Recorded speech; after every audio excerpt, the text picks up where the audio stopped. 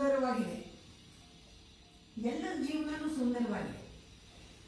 ಆ ಸುಂದರತೆಯನ್ನು ಅನುಭವಿಸೋದು ಕೇವಲ ಕೆಲವರು ಮಾತ್ರ. ಆ ಜೀವನದ ಸೌಂದರ್ಯವನ್ನು, ಸಾರವನ್ನು, ಸತ್ವವನ್ನು ಅನುಭವಿಸೋದು ಕೆಲವರು ಮಾತ್ರ. ಯಾವ ಕೆಲವರು? ಆ ಕೆಲವರಲ್ಲಿ ನಾವು ಆಗ್ಬೋದಾ? ಆ ಸೌಂದರ್ಯವನ್ನು ಅನುಭವಿಸಿ ಆನಂದದಲ್ಲಿ ಇರೋದಕ್ಕೆ ನಮ್ಮ ಯೋಗ್ಯತೆಯನ್ನು ನಾವೇ ಕಂಡುಕೊಳ್ಬೇಕಾಗುತ್ತೆ. ಹೌ ಮಚ್ ವರ್ತ್, ನಾವು ಎಷ್ಟು ಅದಕ್ಕೆ ಯೋಗ್ಯರು ಅಂತ. ನನಗೆ ತುಂಬ ಖುಷಿ ಆಯಿತು. ನಿಮ್ಮ ಜೀವನ, ನಾನು ಬಹಳ ಚಿಕ್ಕವಳಿಂದಾನೇ ಬಹಳ ಪ್ರಶ್ನೆಗಳಿತ್ತು ತಲೆ ಒಳಗೆ. ಯಾರನ್ನೂ ಕೇಳಲಿಲ್ಲ ಉತ್ತರ. ನನಗೆ ಉತ್ತರ ಸಿಗ್ತಾ ಬಂತು. ಜೀವಿಸ್ತಾ ಸಂಸಾರದಲ್ಲಿ, ಸಮಾಜದಲ್ಲಿ, ಜನಗಳ ಮಧ್ಯ ಸೇರಿ ಭಗವದ್ಗೀತೆ ಆಳವಾಗಿ ಪ್ರತಿನಿತ್ಯ ಓದಿ ಅನುಭವಿಸಿ ಭಗವದ್ಗೀತೆಯನ್ನು ಜೀವನದಲ್ಲಿ ಅನುಷ್ಠಾನ ಮಾಡಬೇಕು ಅನ್ನೋದು ಸಂಕಲ್ಪ ಬಂದು ಜೀವನನ ಒಂದು ಪುಸ್ತಕ ಮಾಡಿಕೊಂಡೆ. ನನ್ನ ಜೀವನ, ನಾನು ಯಾವ ಪುಸ್ತಕನೂ ಓದಿಲ್ಲ. ನನ್ನ ಜೀವನನ ಓದಬೇಕು, ಅರ್ಥ ಮಾಡ್ಕೊಳ್ಬೇಕು ಅಂತ ನನ್ನ ಜೀವನವನ್ನು ಓದಕ್ಕೆ ಶುರು ಮಾಡಿ. ಆಗ ಪ್ರತಿಯೊಂದು ದಿವಸ ಹೊಸ ಅಧ್ಯಾಯ ಆಯಿತು. ಪ್ರತಿಯೊಂದು ಸಂದರ್ಭವೂ ಕೂಡ ಪಾಠ ಆಯಿತು. ಪ್ರತಿಯೊಂದು ಪಾಠದಲ್ಲೂ ನನಗೆ ಜ್ಞಾನ ಆಯಿತು, ಸಿದ್ಧಿ ಆಯಿತು. ಪ್ರತಿಯೊಂದು ಪಾಠದಲ್ಲೂ ನನಗೆ ಸತ್ಯ ಅರಿವಾಯಿತು, ಗೋಚರವಾಯಿತು. ಆದರೆ ಸಾಲದಾಯಿತು. ಇಷ್ಟೇ ಅಲ್ಲ, ಇನ್ನೂ ಇದೆ. ಆಳ ಇಷ್ಟೇ ಅಲ್ಲ, ಮುಗಿಯೋದಿಲ್ಲ, ಕೊನೆ ಇಲ್ಲ. ಇನ್ನೂ ಇದೆ. ಎತ್ತರ ಅಷ್ಟಿದೆ. ಹಿಮಾಲಯಕ್ಕೂ ಎತ್ತರ ಇದೆ, ಸಮುದ್ರಕ್ಕೂ ಆಳ ಇದೆ. ಒಂದು ಜನ್ಮದಲ್ಲಿ ಇದು ಸಾಕಾಗೋದಿಲ್ಲ. ಆದರೂ ಅದರ ಭಾಗವಾಗಿ ಹೋದರೆ ಒಂದಾಗಬಹುದು. ಅದೊಂದೇ ದಾರಿ. ನಾನು ಮುಟ್ಟಕ್ಕಾಗಲ್ಲ, ಆದರೆ ನಾನು ಅದರ ಭಾಗವಾಗಬಹುದು. ನಾನೇ ಅದರ ಒಂದು ಅಂಶವಾಗಿ ಬಿಡಬಹುದು. ಪರಮಾತ್ಮನಲ್ಲಿ ಒಂದಾಗಿ ಬಿಡಬಹುದು. ಪರಮಾತ್ಮನಲ್ಲಿ ಒಂದಾಗುವುದು, ಜೀವನದಲ್ಲಿ ಒಂದಾಗುವುದು, ಮಾಡುವುದರಲ್ಲಿ ಒಂದಾಗುವುದು, ಕೇಳುವುದರಲ್ಲಿ ಒಂದಾಗುವುದು, ನೋಡುವುದರಲ್ಲಿ ಒಂದಾಗೋದು ಅದು yoga. Integrate, become one with whatever you do. ಬಿಸಿ ನೀರು ಕುಡಿಯುವುದು, ಆನಂದವಾಗಿ ಒಂದಾಗುವುದು. ನೋಡು, ಭಕ್ತಿಯಿಂದ ಜನಗಳನ್ನ ಒಂದಾಗುವುದರಲ್ಲಿ, ಎಲ್ಲದರಲ್ಲೂ ಒಂದಾಗು. ನೀನು ಬೇರೆ ಅಲ್ಲ.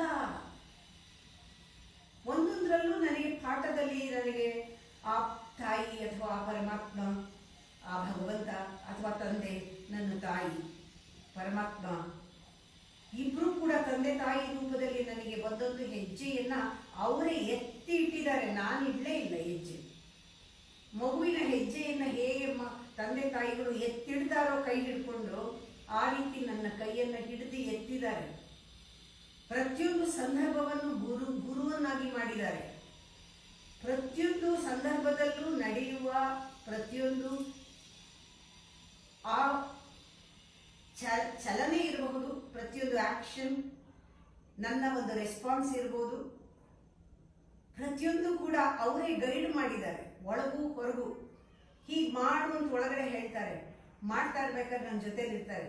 ಮಾಡಿದ ಮೇಲೆ ಏನು ಪರಿಣಾಮ ಅದನ್ನು ಅನುಭವಿಸೋಕ್ಕೆ, ಫೇಸ್ ಮಾಡೋಕ್ಕೆ ಶಕ್ತಿ ಕೊಡ್ತಾ ಇದ್ದಾರೆ. ಅವ್ರು ಇಲ್ಲದೆ ಇರೋ ಜಾಗ ಇಲ್ಲ. ಒಳಗೂ ಇದ್ದಾರೆ, ಹೊರಗೂ ಇದ್ದಾರೆ, ನಿನ್ನಲ್ಲೂ ಇದ್ದಾರೆ, ನನ್ನಲ್ಲೂ ಇದ್ದಾರೆ, ಎಲ್ಲರಲ್ಲೂ ಇದ್ದಾರೆ, ಎಲ್ಲ ಕಡೆಯೂ ಇದ್ದಾರೆ. ಕರೆಯೋದೇ ಬೇಡ, ಅಲ್ಲಿದ್ದಾರೆ. ನಾವು ಮರೆತಾಗ ಕರಿಬೇಕಷ್ಟೆ. ನಾವು ಮರ್ತು ಬಿಟ್ರೆ ಮಾಯೆನಲ್ಲಿ, ಆಗ ನಾವು ಕರಿಬೇಕಾಗುತ್ತೆ. ಕರೆಯೋದೇ ಬೇಡ, ಇದ್ದಾರೆ. ಹುಡ್ಕೋದೇ ಬೇಡ, ಇದ್ದಾರೆ. ಅವರಲ್ಲಿಂದನೂ ಬರೋದು ಬೇಡ, ಇದ್ದಾರೆ ಇದ್ದಾರೆ ಇರ್ತಾರೆ, ಯಾವಾಗಲೂ ಇದ್ದಾರೆ ಇರ್ತಾರೆ. ನಾವಿರ್ಬೇಕಷ್ಟೇ. ನಮ್ಮ ಮನಸ್ಸು ಎಲ್ಲೆಲ್ಲೋ ಓಡೋದು ಅವ್ರ ಜೊತೆನಲ್ಲಿ ಇರಬೇಕು. ಇಲ್ಲೇ ಇದ್ದಾರೆ, ಹೀಗೆ ಇದ್ದಾರೆ, ಇಲ್ಲೇ ಕಾಣಿಸ್ತಾರೆ. ಈ ರೀತಿ ನನಗೆ ಗೈಡ್ಲೈನ್ ಸಿಗ್ತಾ ಬಂತು. ಜೀವನ ನಾನೆಲ್ಲೂ ಹೋಗಬೇಕಾಗಿಲ್ಲ, ನಾನೆಲ್ಲೂ ಹೋಗಬೇಕಾಗಿಲ್ಲ, ಎಲ್ಲವೂ ನನ್ನ ಹತ್ರನೇ ಬರುತ್ತೆ. ಯಾಕೆಂದರೆ ಅವರಿದ್ದಾರೆ. ಅವ್ರ ಪಾದದಡಿ ಬ್ರಹ್ಮನೂ ಬರ್ತಾನೆ, ವಿಷ್ಣುನೂ ಇದ್ದಾನೆ, ಶಿವನೂ ಬರ್ತಾನೆ. ಬ್ರಹ್ಮಾದಿಗಳು, ತ್ರಿಮೂರ್ತಿಗಳು, ಆ ತಾಯಿ ಆದಿಶಕ್ತಿ, ಆ ಪರಮೇಶ್ವರ, ಯೋಗೀಶ್ವರ, ಶಿವಶಕ್ತಿಯ ಪಾದದಲ್ಲಿ ಬಿದ್ದಿದ್ದಾರೆ. ಸೃಷ್ಟಿ ಮಾಡೋಕ್ಕೆ ಕೇಳ್ತಾ ಇದ್ದಾರೆ, ಪರಿಪಾಲನೆ ಮಾಡೋಕ್ಕೆ ಕೇಳ್ತಾ ಇದ್ದಾರೆ, ಲಯ ಮಾಡೋಕ್ಕೆ ಕೇಳ್ತಾ ಇದ್ದಾರೆ, ದಿಕ್ಕು ತೋರಿಸು ಅಂತ ಕೇಳ್ತಾ ಇದ್ದಾರೆ, ಏನು ಮಾಡಬೇಕು ಅಂತ ಕೇಳ್ತಾ ಇದ್ದಾರೆ. ಸದಾಕಾಲ ಅವಳ ಆಣತಿಗೆ ಕಾದಿದ್ದಾರೆ. ಅಮ್ಮ ನೀನೇನು ಹೇಳ್ತೀಯಾ, ಅಪ್ಪ ನೀನೇನು ಹೇಳ್ತೀಯಾ, ಮಾಡಿಸು ನಾನು. ಈ ಥರ ಪಂಚಕೃತ್ಯಗಳನ್ನು ಮಾಡ್ತಿದ್ದಾರೆ, ತಿರೋಧನ ಮಾಡ್ತಾ ಇದ್ದಾರೆ, ಅನುಗ್ರಹ ಕೊಡ್ತಾ ಇದ್ದಾರೆ. 5 ರೂಪದಲ್ಲಿ ಶಿವ ಕಾಣ್ತಾ ಇದ್ದಾನೆ, 5 ರೂಪದಲ್ಲಿ ಶಕ್ತಿ ಆಗಿ ಗೋಚರವಾಗ್ತಾ ಇದ್ದಾಳೆ. ಹಾಗೆ 5, 15 ಆಯಿತು, 15 ಹಾಗೆ ಮಲ್ಟಿಪ್ಲೈ ಆಯಿತು. ಪ್ರತಿಯೊಂದು ಅಣುನಲ್ಲೂ ಸೇರಿಕೊಂಡು, ಬ್ರಹ್ಮಾಂಡದಲ್ಲಿ ಇರುವಂತಹ ಚರಾಚರದಲ್ಲೂ ಸೇರಿಕೊಂಡು ಕೆಲಸ ಮಾಡ್ತಾ ಇದ್ದಾರೆ. ಪಂಚಕೃತ್ಯಗಳನ್ನು ಆ ತಾಯಿ ತಂದೆ ಇಬ್ಬರು ಮಾಡಿಸ್ತಾ ಇದ್ದಾರೆ. ಅದರಲ್ಲಿ ನಾವೆಲ್ಲ ಧೂಳಿನ ಕಣ ಆದರೂ ನಮಗೆ ಪರಿಪೂರ್ಣ ಶಕ್ತಿ ಇದೆ. ಅದು ಅದ್ಭುತ. ನೋಡ್ಬೋದು, ನಾವು ಗುರುಮಾನವರಾಗಿರಬಹುದು, ಆದರೂ ಕೂಡ ಯಾವ ಘಳಿಗೆಯಲ್ಲಿ ಒಂದಾಗಿರ್ತೇವೋ ಅವ್ರ ಜೊತೆಗೆ ನಾವು ಪರಿಪೂರ್ಣರಾಗಿರ್ತೇವೆ. ಆ ಪರಿಪೂರ್ಣರಾಗಿ ಸದಾ ಇರೋದು, ಅಥವಾ ಪರಿಪೂರ್ಣರಾಗದೆ ನಾನದು, ನಾನಿದು, ನಾನಿದು, ನಾನದು, ನಾನಿದು, ನಾನದು, ನಾನಿದು, ನಾನದು, ಅವರದು, ಇವರದು, ಅವ್ರು ಬೇರೆ, ನಾವು ಬೇರೆ, ನಾನು ಗುರು, ಇವ್ರು ಶಿಷ್ಯ, ನಾನು ಯೋಗಿ, ಅವನು ಅಯೋಗ್ಯ, ನಾನು ಚೆನ್ನ, ಅವನು ಚೆನ್ನ ಇಲ್ಲ, ಅವನು ದೊಡ್ಡವನು, ಇವ್ರು ಚಿಕ್ಕವನು, ಅವರು ಇವರು, ಭೇದ ಭಾವ. ನಾವೇನು ಸ್ಪೆಷಲ್ ಅಂತ ಯಾವಾಗ ಅಂದ್ಕೊಳ್ತೀವೋ ಆಗ ಅವಳು ದೂರ ಇರ್ತಾಳೆ. ನಾವೆಲ್ಲಕ್ಕಿಂತಲೂ ಬೇರೆ ಅಂದ್ಕೊಂಡಾಗ ಅವಳು ದೂರ ಇರ್ತಾಳೆ. ನಾನು ಎಲ್ಲರಲ್ಲಿ ಒಂದಾದಾಗ ಅವಳ ಹತ್ರ ಕರೀತಾಳೆ ತಾಯಿ. ಎಲ್ಲರಲ್ಲೂ ಅವಳನ್ನೇ ನೋಡಿದಾಗ ಬಾಚಿ ತಕ್ಕೋತಾಳೆ. ಯಾವಾಗಲೂ ಎಲ್ಲರಲ್ಲೂ ಅವಳನ್ನೇ ನೋಡಿದಾಗ, ಅವಳನ್ನ ಸೇವೆ ಮಾಡಿದಂಗೆ ಎಲ್ಲರಿಗೂ ಸೇವೆ ಮಾಡಿದಾಗ ಅವಳೇ ಸಾಕ್ಷಾತ್ತಾಗಿ ಶಕ್ತಿ ಕೊಡ್ತಾಳೆ. ಈ ಅನುಭವ ಈ ಜಾಗದಲ್ಲಿ ನಡೀತಾ ಇದೆ. ಈ ಅನುಭವದಲ್ಲೇ ಇಲ್ಲಿ ಅಡಿಗೆ ಮಾಡೋದು, ಈ ಅನುಭವದಲ್ಲೇ ಎಲ್ಲರಿಗೂ ಊಟ ಬಡಿಸೋದು, ಈ ಅನುಭವದಲ್ಲೇ ಎಲ್ರಿಗೂ ಖುಷಿ ಕೊಡೋದು. ಎಲ್ಲರೂ ಮೈ ಮರೀತಾರೆ. ಎಲ್ಲರೂ ಇಲ್ಲಿಗೆ ಬಂದಾಗ ತಮ್ಮ ವಯಸ್ಸನ್ನು ಮರೀತಾರೆ. 80-90 ವರ್ಷ ಆಗಿದ್ದು ಚಿಕ್ಕ ಮಕ್ಕಳಂತೆ ಆಗ್ತಾರೆ. 9 ವರ್ಷದ ಮಗು ಆಗುತ್ತೆ, 90 ವರ್ಷದವರು, 80 ವರ್ಷದ 8 ವರ್ಷದವ್ರು ಆಗ್ತಾರೆ. ಆಟ ಆಡ್ತಾರೆ, ಅಮ್ಮನ ಹತ್ರ ಕುಣಿದಾಡ್ತಾರೆ, ತಮಾಷೆ ಮಾಡ್ತೀವಿ, ಊಟ ಮಾಡ್ತೀವಿ, ಒಟ್ಟಿಗೆ ಆನಂದವಾಗಿ ಕಾಲ ಕಳೀತೀವಿ, ಸತ್ಸಂಗ ಮಾಡ್ತೀವಿ. ಇದು ಒಂಥರ ಪುಣ್ಯಭೂಮಿ. ಈ ಚಿಕ್ಕ ಜಾಗ ಆಗಿದ್ರೂ ಕೂಡ ಇದು ಕೇಂದ್ರವಾಗಿದೆ, ಶಕ್ತಿಗೆ ಕೇಂದ್ರವಾಗಿದೆ. ಇಲ್ಲಿ ಸುಖವಾಗಿದ್ದೀವಿ. ಈ ಜಾಗಕ್ಕೆ ನೀವೆಲ್ಲ ಬಂದಿದ್ದೀರಾ, ಆ ತಾಯಿನೇ ಕರೆಸ್ಕೊಂಡಿದ್ದಾಳೆ ಈ ಜಾಗಕ್ಕೆ ನಿಮ್ಮನ್ನು.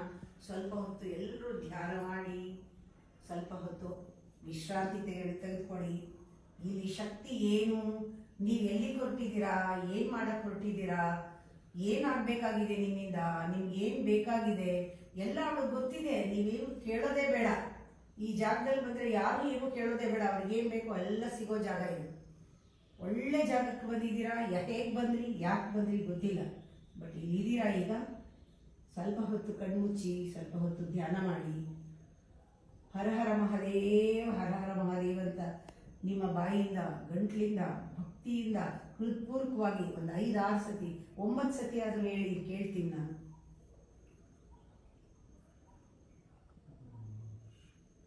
ಓಂ ನಮೋ ನಾರಾಯಣ. ಹರ ಹರ ಮಹಾದೇವ, ಹರ ಹರ ಮಹಾದೇವ, ಹರ ಹರ ಮಹಾದೇವ, ಹರ ಹರ ಮಹಾದೇವ, ಹರ ಹರ ಮಹಾದೇವ, ಹರ ಹರ ಮಹಾದೇವ, ಹರ ಹರ ಮಹಾದೇವ.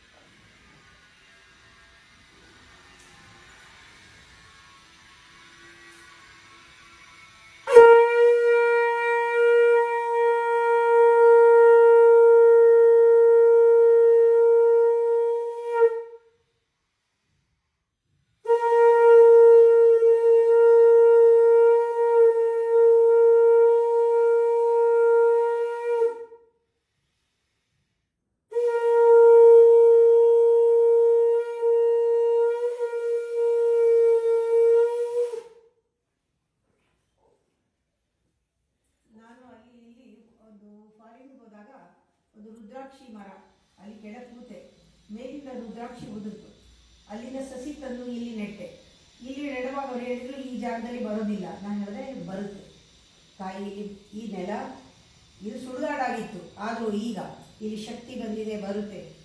ಇಲ್ಲಿ ಮಳೆಗರಿದು ದೊಡ್ಡ ಮರ ಮಳೆಗರಿದು ರುದ್ರಾಕ್ಷಿ ರಾಶಿ ಆಯಿತು. ಇಲ್ಲೇ ಬೆಳೆದ ರುದ್ರಾಕ್ಷಿ ನಿಮಗೆಲ್ಲ ಸಿಗುತ್ತೆ. ಕೊಡುವ ಪುಟ ದೇವರ ಹತ್ರ ಇದ್ದೇವೆ. ಒಂದು ನಿಮಿಷ ನಮ್ದು ಇನ್ನೂ ಮುಗಿಲ್ಲ. ಒಂದು ನಿಮಿಷ